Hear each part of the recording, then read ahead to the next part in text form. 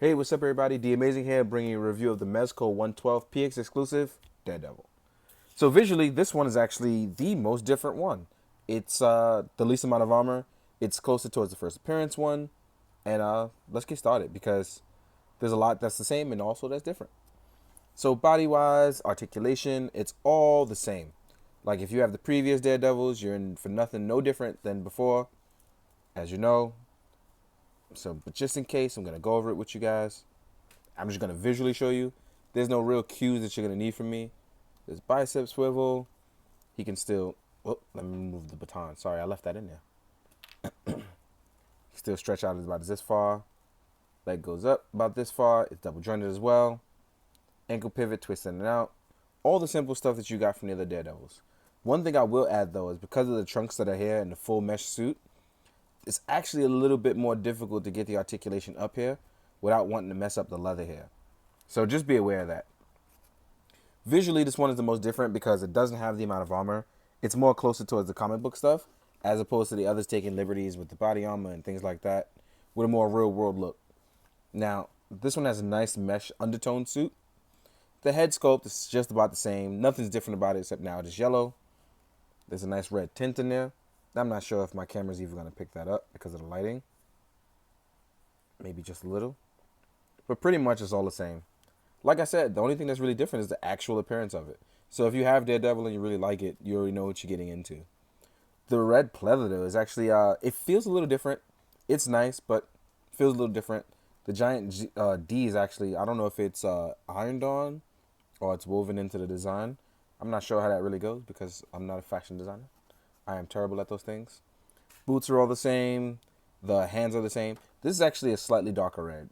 So just for a quick appearance before I go into anything else, I'll show you what it's like standing next to the other ones so you guys can see what you're getting into visually. So as you can see, there's no armor or anything like that. It's just you basically taking a cue and just going, okay, well, which one do I want visually? Because if you like one, you're probably going to like all three. Right? Pretty simple. The belt is just different red. This is actually a slightly darker red. But yeah, you know what you're getting into. As far as accessories and heads, if you bought normal Daredevil, you actually get a normal Matt Murdock head. Same for the PX exclusive one. You're going to get the Matt Murdock head. And you're also going to get a battle damage head, which is pretty cool. He has a black eye. It's pretty beat up over here. You get the torn part of the costume. Really dope stuff. You can see here, you can even see the little indentation and scarring. Now, as far as hands, accessories, things like that, you know you're going to get the Billy Club. This is actually on the wire.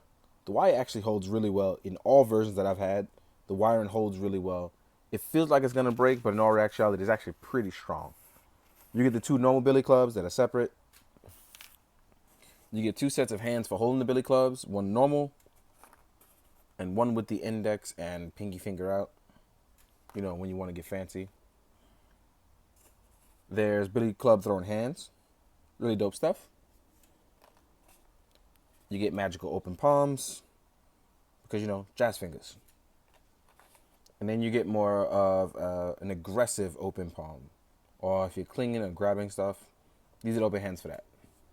You also get radar sense effect part, which you can attach to a stand. There will be a clip there. But me personally, I use Tamashi stages because actually it just plugs right in. That's why I like Tamashi stages. Now, as far as height and things like that, it's roughly in the 6-inch category, but I'm going to show it compared to other stuff. This is it next to my Kit Bash Cougar. This is it next to my custom blind spot. Let me pick his head up so you guys can see. This is it next to Captain America. Let me flatten the feet out so you guys can see. So size-wise, it's actually a really good range.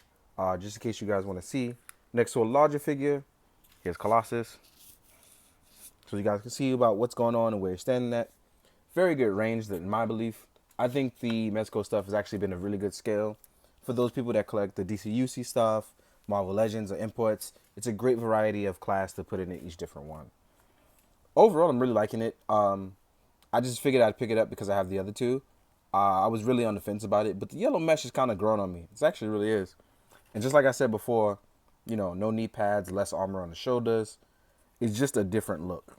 So if you're looking for something alternative, or you really enjoy the Frank Miller Daredevil stuff, this may be for you. If not, again, this was a PX exclusive, so you don't have to go out of your way and go, oh, I don't really want it, I don't care for it. Either you buy what you like, or you don't. It's as simple as that. Hopefully you guys take facts from it, and you continue going forward, choose what you want to do. In the meantime, guys, hope you enjoy the pictures at the end. I hope you're drinking your water, and I really do hope you're keeping your hearts full. Later.